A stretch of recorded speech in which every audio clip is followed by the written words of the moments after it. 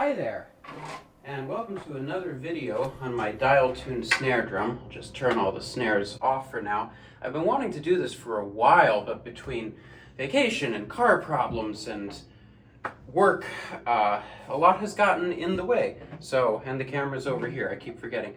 The reason I wanted to make this video is because I emailed Dialtune some questions that I had, and to my surprise, like 2 hours after I sent them this email, I actually got a call from one of the co-owners or co-founders or something like that, Alex, who was great. We spent like 45 minutes on the phone and he answered a lot of my questions and they solved a problem I had been having. So I'm going to go over those pretty quickly.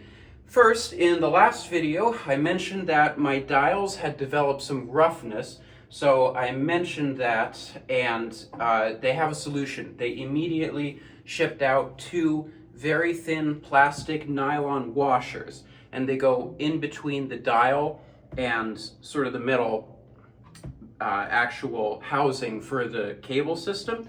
And as soon as I installed them, I mean, they're maybe 2 millimeters thick, but that completely solved the issue. Both dials are perfectly smooth now. And they shipped them out for free. They also gave me some free cables.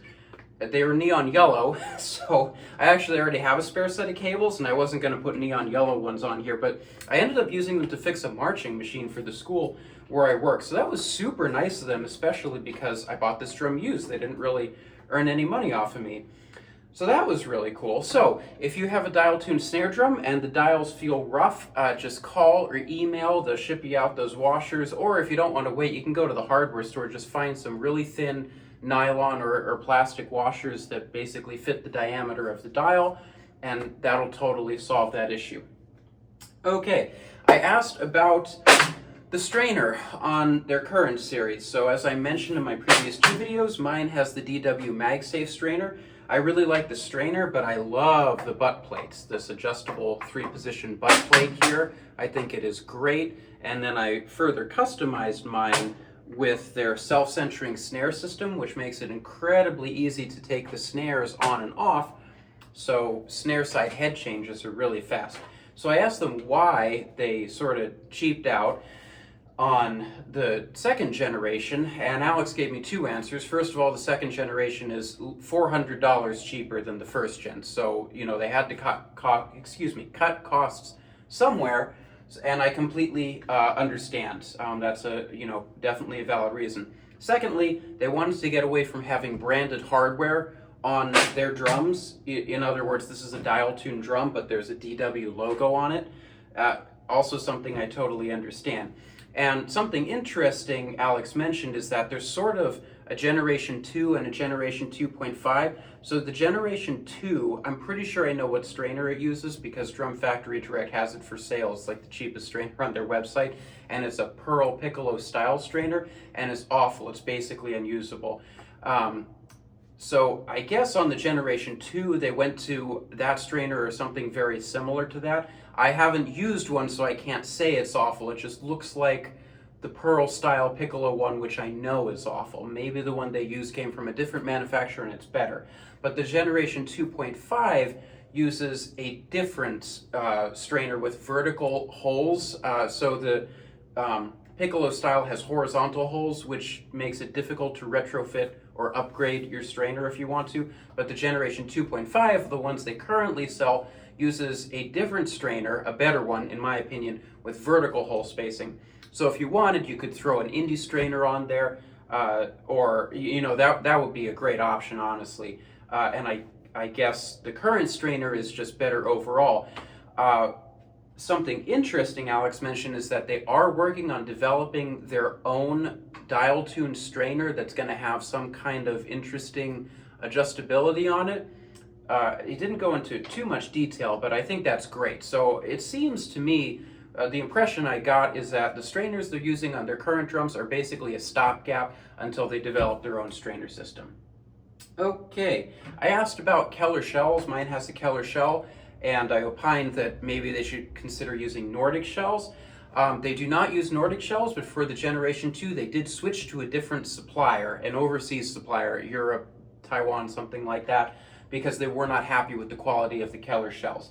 So the current second or any of the second generation Dialtune snares, they no longer use Keller shells, they use higher quality shells, which is great. Not that the Keller shells sound bad, there's just gaps in between the plies and you have to use filler, and I'm not happy, like as someone who builds drums, I would not be happy with Keller shells for that reason, even though they sound fine. So it was nice to hear that they found a better option. Okay, I asked if they considered making a 13-inch drum with 8 lugs. Apparently this has been widely requested, so I wasn't the only person with this idea, which is great to hear. And from what I understand, it is on the roadmap. A 13-inch Dialtune snare drum is on the roadmap for sure. Right now, you may have seen some marketing emails. They're focused on their Dialtune drum set. So they need to get that in production, get some sales flowing, and then they're going to look into the 13-inch snare. Because, it sounds simple, like just shrink everything. Well, they need castings made for these die-cast hoops. These aren't some cheap triple flange hoops, they're die-cast. And anytime you make castings in a different size, it's like thousands of, even over $10,000. And I think Alex told me they have 2 separate castings, one for the batter and one for the snare side, which is crazy. I thought for sure they would just mill out room for the snare side one, but they did it for strength or something like that. So that's a lot of money to invest. But a 13-inch drum is on the roadmap, which is wonderful. I think a lot of people will be really interested in that. I actually have a 13-inch drum here, which, I featured a little bit. This is a drum I built with a Nordic shell, and it sounds great. And, I just think it'll be wonderful. Okay, something I asked, I didn't mention this in any of my other videos, but this Dialtune snare stays in tune better than any other drum I've ever come across, period. Like, not just snare drum, any drum. And it's because there's no individual tension rods to loosen. At most, the whole cable can loosen a bit, which it really doesn't, in my experience. Like, in February, I spent 3 weeks in India, and this room where the drums live, it's heated, but there are big temperature swings. There's an HVAC unit behind me, and when I came back after 3 weeks and, turned the heat on and everything, this drum was exactly where I left it. So that was really impressive, and I asked why they don't seem to mention the fact that these drums hold their tuning incredibly well on any of their marketing materials. Apparently, the Maker series, the one that I have, at very low tuning, if you're playing really hard, it can detune. Now, as you can hear, I don't tune my snares that low. If I had to tune a snare really low for something, I would use the Dialtune because it does it so well. But I don't know, I play pretty hard, and this drum hasn't detuned at all, even when I was fooling around with it, playing at low tunings. So it sort of makes me wonder what the people who had this issue were doing. How hard were they playing?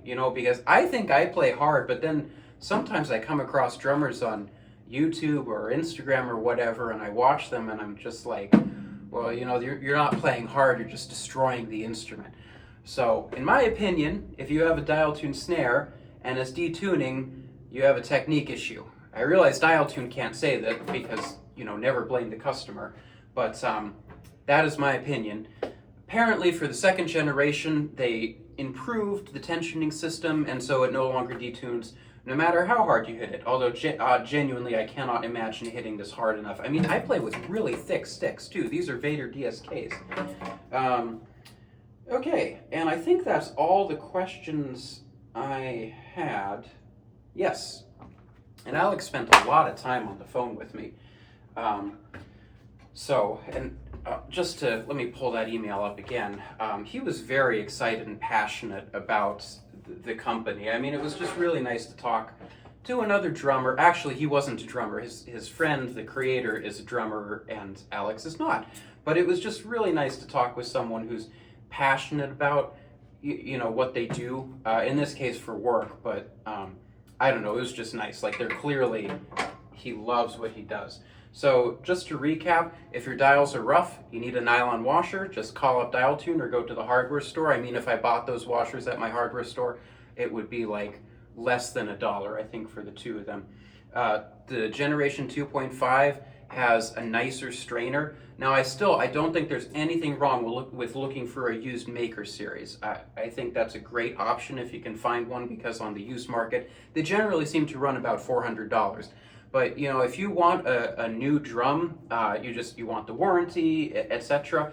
I have no qualms about recommending sort of the Generation 2.5, because not only does it have an upgraded strainer, even though I don't think it's as nice as the MagSafe, it's much cheaper than the Maker Series was, and because the hole spacing is vertical, you can easily upgrade that strainer. So if you really like the Dialtune snare and you want to buy one new, totally, just make sure you're not buying. I think on their website sometimes they have like open box or overstock or something like that. Just double check and make sure you're not getting the one with the piccolo style strainer, because you could upgrade the strainer, but the hole spacing is vertical, so probably you're going to have holes visible in the shell. It won't affect the sound, it'll just look a little weird. They have moved away from Keller shells. Now, if you like metal shells, that was never in. The Keller shells do not sound bad. The Keller shells sound great. It's too bad they couldn't partner with Nordic, but they assemble these drums overseas just because labor in the U.S. is totally insane. I don't know if anything's going to change with the ridiculous tariff situation. I just feel bad for every company that has to import parts, but it seems like the wood shells that they're using are higher quality now. They have a 13-inch snare drum on the roadmap, which is very exciting.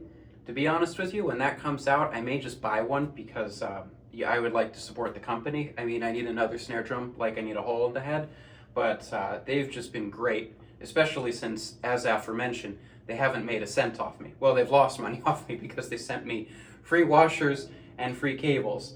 And apparently the Gen 2, Gen 2.5 drums hold their tuning even better than the Maker Series, although I can confirm, having owned this Maker Series for many months, that it holds its tuning incredibly well. And to be honest with you, if you're some incredible Hulk and you find it loosening, if you're playing, I mean, just go like this, you can very easily, there, like I've retuned the drum, it's not like you have to take a drum key and go around to bring it up. And, I own a lot of snares where if I play them hard, usually the two tension rods closest to me back out a little bit over time, especially if I'm doing rim shots. This doesn't do that. Like, I could play a 2-hour gig, playing very loud, and I don't think I'd have to adjust it at all. Although I might for different songs, because it's so darn easy. All right. So I hope that answered some questions. It answered a lot of questions that I had. I mean, Alex was great to talk with. If you have any other questions about Dialtune, I would encourage you to fill out their contact me form on their website, and probably you'll get a call from them straight away to discuss whatever questions you have, even if you haven't bought one or you're just thinking about buying one. So that's that. I'm just gonna play us out a little bit here, and I'll see you next time.